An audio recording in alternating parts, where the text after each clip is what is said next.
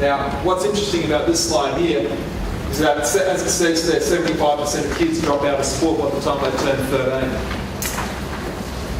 Okay, and the main reason they drop out is because they just don't enjoy it anymore. What do you think one of the main factors? So there was an interesting study. It was done way back in the 70s because this was a phenomenon which was occurring way back in the 70s. And in America, they did a study of Little League baseball coaches, and they took what they considered to be an untrained group of coaches, and then they took a trained group of coaches. So they gave them these skills on how to become a better coach.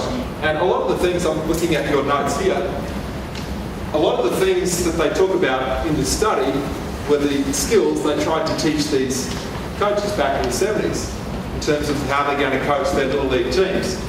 And what they found is that the untrained group of coaches who coach Little League teams and the trained group of coaches, at the end of the season, the kids' perspective on sport in terms of whether the children liked sport and wanted to play that sport again, they did. Both groups, just the same. There was no difference in their liking and enjoyment of the sport. Yet the kids who were coached by the trained group of coaches, they wanted to play for that coach again. They wanted to be part of that team again, and they wanted to be part of that club and organisation again. Whereas the kids that were coached by the untrained group of coaches, they didn't. Key things that the trained coaches were doing differently to the untrained coaches. What do you think? Give me some ideas. What do you think they might be doing differently? Have a look at some of the things on that sheet. They were creating relationships with their athletes. What else were they doing? Communicating effectively, giving them some involvement, giving them a lot of praise and encouragement, and not talking about winning and losing.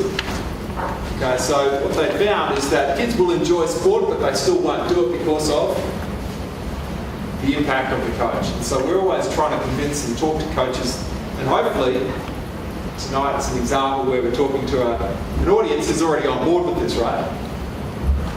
Okay, because our role in sport, whilst parents play a significant role in whether kids continue to do sport, coaches are the other major factor. So a kid can still like the sport but not play it because